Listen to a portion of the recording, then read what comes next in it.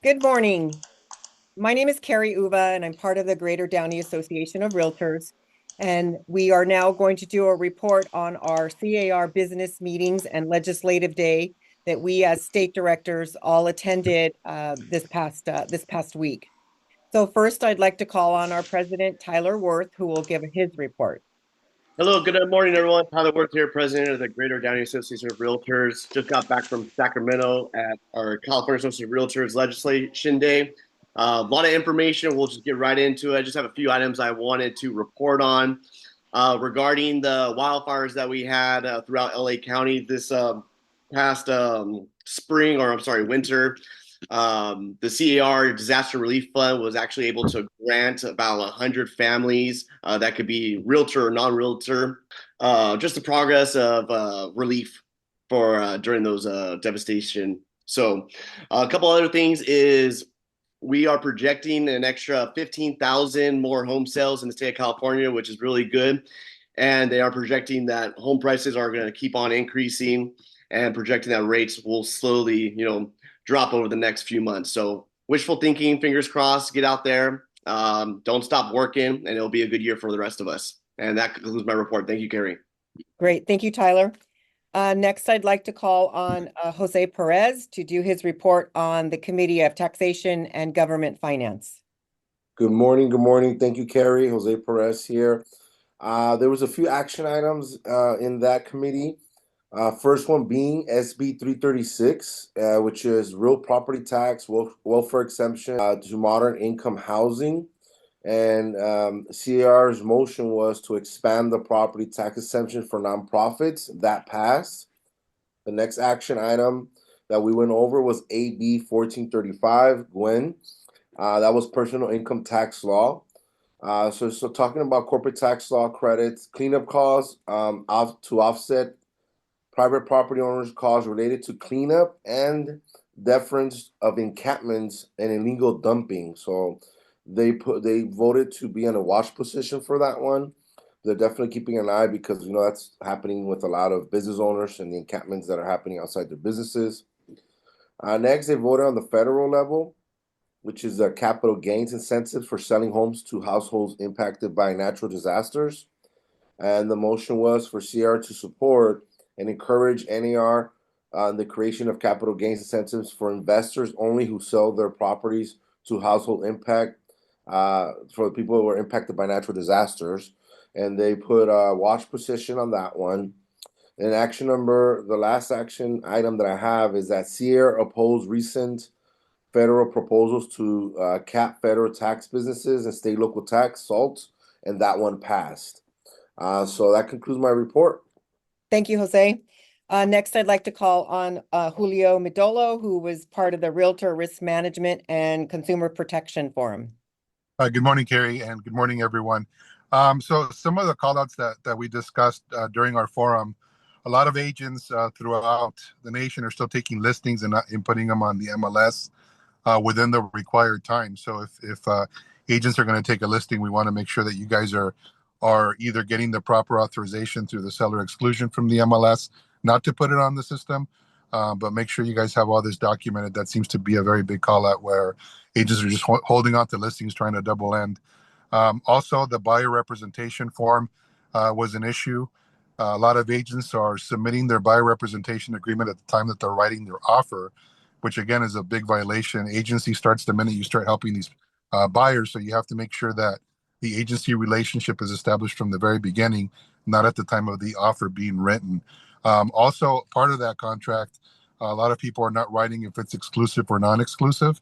So what's happening is if you have a non-exclusive contract and they go to another agent, you're not entitled to that commission. So make sure that you guys are very clear on how you're writing those contracts. Also, the mandatory timeline for those contracts is 90 days. So if you go beyond the 90 days and you write a contract, that contract is void.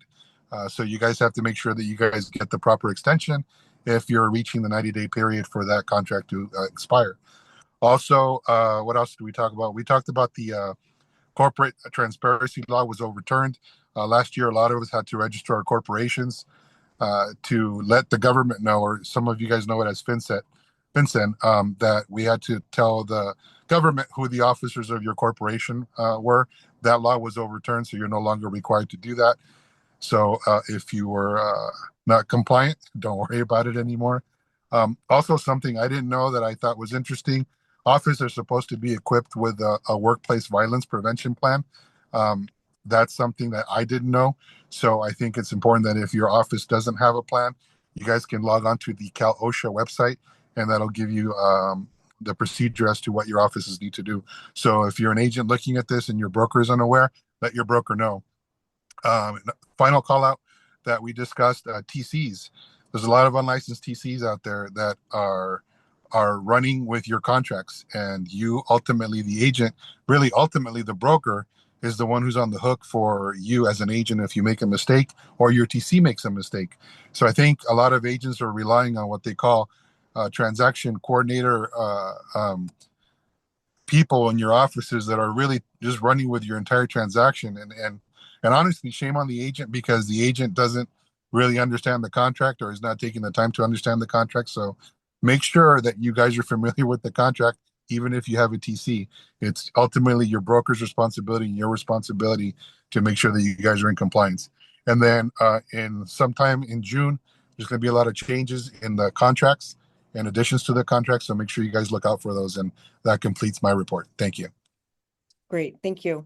Next, I'd like to call on Ruben Sariñana Jr., and he will report on Forum on Forms. Good morning, Carrie, and good morning, everyone. Oddly enough, I think Julio said a lot of things that I was going to say that is in conjunction with the forms.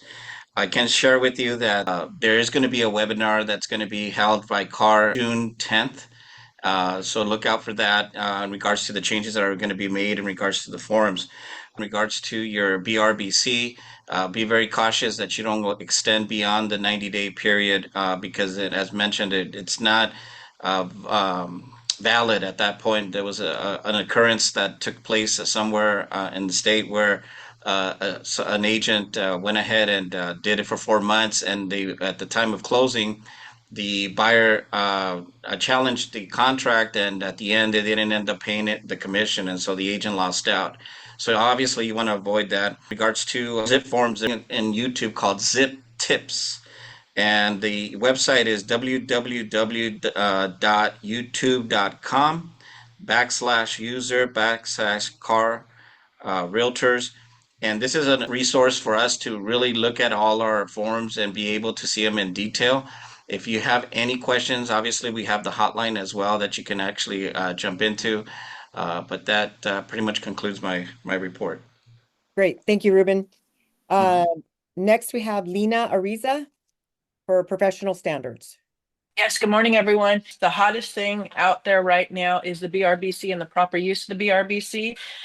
Yes, be very mindful of the 3-month expiration. Once, if it expires the very next day, you need to renew that or get a new BRBC. Keep in mind that BRBC, you want to secure that the minute you have your client and you secure your client. You do not need to submit that BRBC with the offer. It is something that escrow will be asking, but they will be very careful at looking at those dates. So no action items, the professional standards this session, but just be very mindful of that BRBC and its proper use.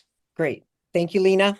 Next, we have Edwin Acevedo, who's going to report on MLS policy. Good morning, everyone. Yes, MLS policy. The biggest action item there was the debate regarding offices having to keep pocket listings, right? Where we're requiring all listings to be on the MLS. And obviously there was a debate regarding that in regards to how, how would it be possible when it's in a scenario, for example, if police officers want to list their property or judges want to list the property. So it is something that obviously it's being modified at the moment. And so we are taking a closer look at that and seeing what exactly we're going to be able to do with that. Okay, great. So yeah, basically that was the biggest key point for MLS policy. I did also want to talk about investment housing as well. I was part of that committee as well. And one of the biggest things that got defeated was AB 1157, which, they were proposing 2% rent increases and plus CPI. which obviously got defeated right away. So that was a big win for us, and really, we try our best to make sure that us realtors our interests are protected in that manner. So that's definitely something that got defeated. And then one other thing that got pointed out, and which we were taking a close look at, is the fact that although the wildfires have been cleaned up 100%, only 3 permits have been issued for rebuild. So that tells you a lot of how much of a bottleneck process is involved in this whole thing. There's just too much red tape going on. So we are looking at any bill supporting any type of streamlined processes to issue permits, not just for the wildfire areas, but also just the state of California, because obviously we all know that we need more inventory. So with the hopefulness of having more streamlined process for permits, maybe more developers will come into the state and start developing into the state. So that concludes my report. Thank you. Okay, great. Thank you. Our Realtor Action funds that we all contribute to, we really saw that money go to work for us while we were up in Sacramento. There were 2 really big bills that it was AB 1157, which Edwin just mentioned, which was an extreme rent control measure. That got shut down. The lobbyists worked really hard. All of us worked really hard in talking to our assembly people, and it didn't even, he didn't get enough votes, so it died. It potentially could come back next year because it's a 2-year bill, so we kind of have to keep an eye on that one. And then the other one that got shut down while we were there was AB 647, which was a bill that would allow 8 units to be built on a single family parcel. So that got shut down as well. While we were actually there, we got a text message at around 3 o'clock that the author of the bill didn't even present it to the committee meeting, which was later that afternoon. He pulled the bill while we were there. So I'm a firm believer in donating to that Realtor Action Fund, because we can really see how that stuff works by paying those lobbyists to be out there fighting for home ownership laws. And this was 2 great examples of 2 bills that kind of got shut down. As Edwin mentioned, there's a bunch, I think there's about 7 or 8 other bills that have to do with streamlining the process to make building more readily accessible. There was a bill about AB 489, which would make all municipalities put their application online so that the consumers will be able to see what's required to bill. So that's a good bill to keep an eye on. There was bills about, regulations, speeding up approvals, allowing outside agencies to review applications if the city is too busy. Great bills that CAR is working with the different assembly people to try to push them through and hopefully get those bills passed. That concludes my report. Does anybody else have anything that they would like to add? Seeing none, we thank you for watching and listening to this video, and we wish you all a great, happy Mother's Day. Take care. Bye-bye.